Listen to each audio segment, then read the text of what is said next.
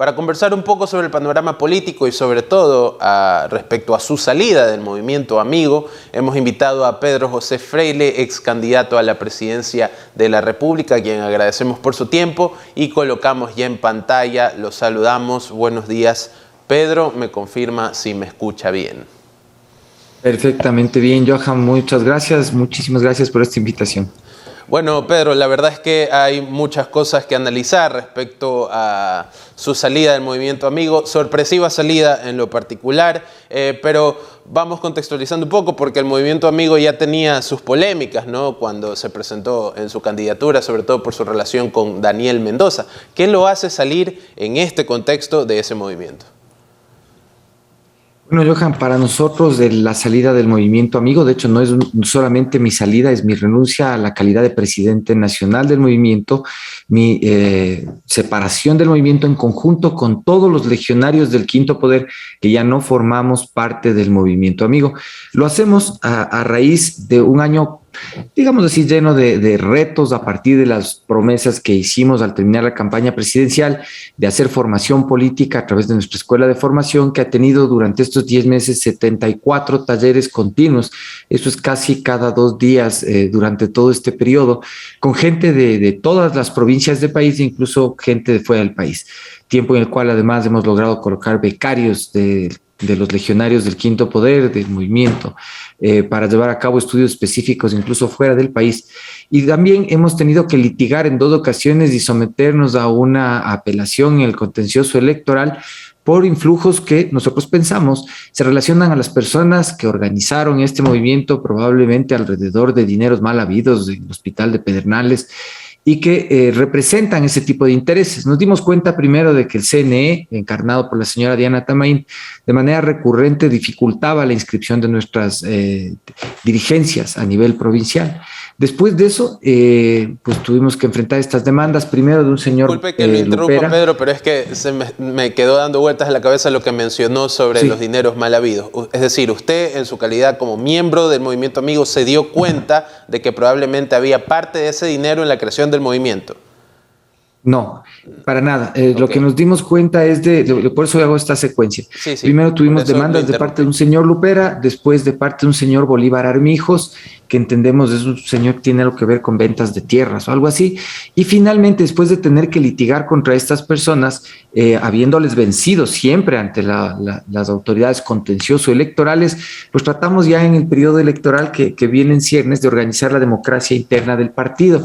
Pero vemos que las mismas personas que han estorbado durante este proceso ahora estaban tratando de hacer un proceso de transición, dice los anuncios, a favor de un señor Fernando Balda. De hecho, nosotros, el buen nombre, el prestigio que hemos levantado en política, no usar recursos públicos ni de pedir dinero jamás a nadie para hacer activismo político, nos preocupa mucho que se pueda haber comprometido o manchado en la presencia de personas que para nosotros al menos implican una dudosa procedencia ética desde todo punto de vista. Nosotros no negociamos, como lo sugerido la señora Tamarín, no negociamos ni negociaremos con el crimen organizado, con el narcotráfico, el tráfico de armas o de tierras, la minería ilegal, ni nada de esas cosas. Entonces, para nosotros, lo importante es hacer el activismo político limpiamente, como siempre, y eso nos obliga a estar fuera de Amigo, a hacer desde el Quinto Poder hoy una plataforma nacional con varias organizaciones políticas para poder llevar nuestros planes de gobierno a las seccionales y constituir una nueva organización de cara a largo plazo en el 25. Justo eso le iba a preguntar. Entonces están, digamos, encarando una nueva organización, intentando crearla. Mencionó el año 2025, es decir, las seccionales que vienen no aspiran a ninguna candidatura, Pedro. No le hace guiño la alcaldía de Quito, por ejemplo. Nos han hecho muchos guiños, de hecho, a la alcaldía de Quito, al menos 8 organizaciones nacionales, pero para nosotros lo principal es operar fuera de la lógica de los políticos. Nosotros no somos precandidatos a nada, tenemos plan. ¿Cuál es esa lógica y de hecho, de los políticos? Primero promover a los cuadros y después ver qué hacen con el gobierno. Entonces, para nosotros lo principal es primero saber qué hacer y en virtud de tener definidas las acciones, buscar los cuadros apropiados para ejercer las acciones que se definan. ¿Usted piensa que el gobierno primero puso los cuadros y después vio qué iba a hacer? Es decir, está improvisando. sí. De hecho, es lo que hacen todos los partidos políticos. La semana pasada, de hecho, hubo una reunión a la que a mí me invitaron, en teoría, como precandidato a la alcaldía de Quito, después de que, claro, varias organizaciones políticas han manifestado interés en mi personaje político. Pero nosotros no asistimos, agradecimos la invitación, dijimos que, de hecho, no se puede uno a sí mismo precandidatizar si no tiene primero un plan. Nosotros estamos todavía en la elaboración de ese plan, creemos que así es como debe obrarse responsablemente y adelantarse a las cosas porque ya llega el periodo electoral, lo que único que hace es garantizar los malos resultados que tenemos siempre. Entonces, lo que queremos es, igual que en las elecciones presidenciales, que no usamos recursos del CNE y exhibimos un plan incluso políticamente incorrecto, pero concebido técnicamente, pensamos ahora seguir caminando por el camino de la corrección, de la técnica, de la responsabilidad cívica, y esa es nuestra apuesta política. Bueno, conversando de apuesta política, quiero preguntarle en su nuevo plan. ¿Qué ideología tiene marcada Pedro José Freile? Por supuesto, su discurso siempre ha estado, digamos, fuera de la caja política, es decir, nunca da una opinión categórica sobre tal o cual ideología. No obstante, quiero hacerle la pregunta para tenerla clara.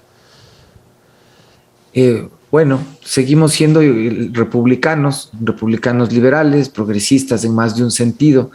Lo que no somos es conservadores, a pesar de que entre nuestras filas hay mucha gente espiritual, gente de fe, pastores de iglesias inclusive, pero nuestra posición ideológica es de estar abiertos al sentido común, a las cosas que pueden acercarnos en el sentido práctico de construir cosas. Una alcantarilla bien hecha, un aeropuerto que funciona con tasas responsables, un hospital en donde no se roban las cosas, no tienen ni ideología de izquierda o derecha. De pronto, en lo social, en el tema de la seguridad social, que es el eje económico para nosotros, en lo que es el círculo de pagos interno, somos de izquierda. En lo que tiene que ver con el aparato público en salud, seguridad y educación, somos estatistas, pero en el manejo de los mercados y los mecanismos económicos somos profundamente liberales. No creo que llegamos a ser libertarios de mucho, pero sí liberales.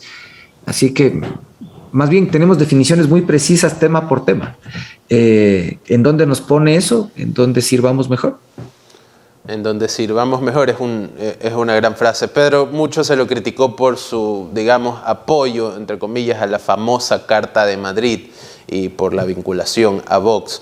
Y yo sé que capaz es un tema el cual ya he hablado muchas veces, pero quisiera recaer sobre ese tema porque, digamos, aún ahora se han encontrado más enlaces entre Vox y la ultraderecha europea, incluso mexicana.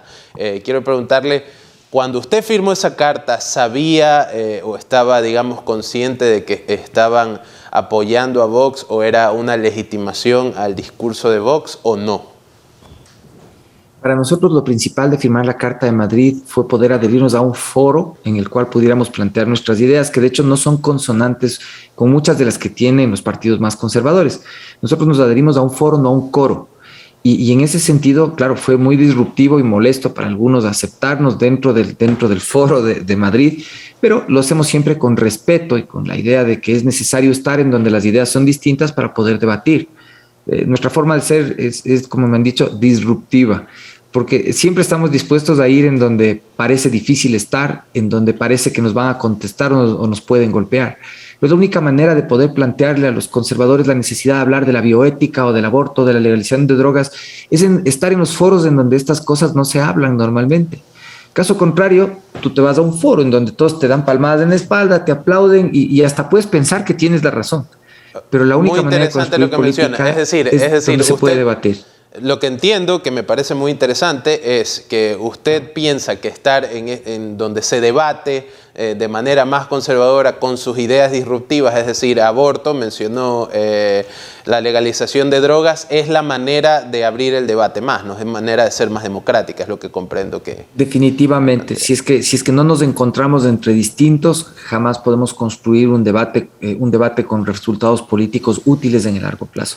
Bueno, igual, vamos a foros en donde por mi cara, como tengo cara de curuchupa y así de muy conservador, se me ha hecho difícil, por ejemplo, los foros entre el mundo feminista.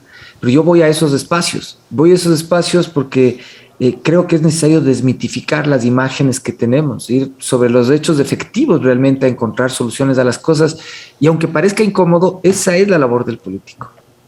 La verdad es que muy interesante lo que menciona Pedro. No quiero dejar de preguntarle sobre lo que está ocurriendo en Ucrania y Rusia, su perspectiva particular, que como político en un país que ya de por sí la está viendo difícil y que tiene intereses económicos tanto con Rusia como con Occidente, debe entender un poco el conflicto, ¿no?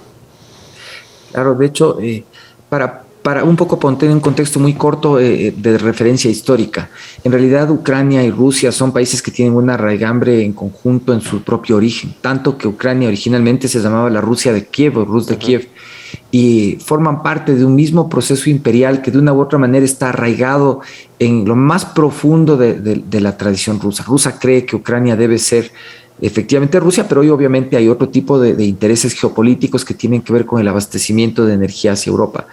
Vladimir Putin, un personaje al cual he criticado siempre desde que he hecho participación en la opinión pública, era un proceso en ciernes. Definitivamente la expansión rusa hacia el resto del mundo, que no representa una ideología política, sino una hegemonía de poder. Pues es un fenómeno en ciernes que funciona a través del crimen organizado en más de un caso, por lo cual yo siento que un país como el Ecuador no puede volver a vivir lo que pasó en la Segunda Guerra Mundial por pensar equivocadamente que podemos ser neutrales frente a un asunto que implica decisiones políticas. Yo creo que, de hecho, el Servicio Exterior ecuatoriano debe asesorar. El ministro de Relaciones Exteriores del Ecuador no es un profesional en este tema, lo cual no es una crítica, es una realidad, y debe hacerse asesorar tanto del frente militar, de quienes tienen conocimiento de la geopolítica y las relaciones internacionales, para que el Ecuador, de manera rápida, oportuna y anticipada, tome partido en este conflicto que va a ser un conflicto global y, en mi opinión, a favor del eje en el cual está asentada la OTAN, Colombia, los Estados Unidos, los países que pueden ayudarnos a proteger de manera segura lo que es hoy una posición incipiente de seguridad para Ecuador. Si para mala suerte de nosotros el presidente Bolsonaro se llega a alinear con el señor Putin y por efecto simplemente las relaciones económicas de la mafia rusa con Venezuela se crea una tenaza encima de la zona de Colombia, ojalá que Perú se pueda alinear del lado occidental, digámoslo así, junto con Ecuador y Colombia para darnos seguridad. Pero si Perú, y para mala suerte nuestra, Brasil y Venezuela se alinean con Rusia, estamos en una desventaja comparativa similar a la que tuvimos cuando el presidente Carlos Arroyo del Río tuvo que ver sometido al Ecuador a perder el 50% de su territorio en el año 41. Lo que viene es muy serio y tiene que empezar a hablarse ya. 8:42 de la mañana, agradecemos a Pedro José Freile por estar acá. Le mencionamos que, por supuesto que no tiene cara de curchupa, Pedro. Capaz son los lentes, pero eso ahí se puede cambiar. Muchas gracias por su tiempo. Queda la invitación abierta.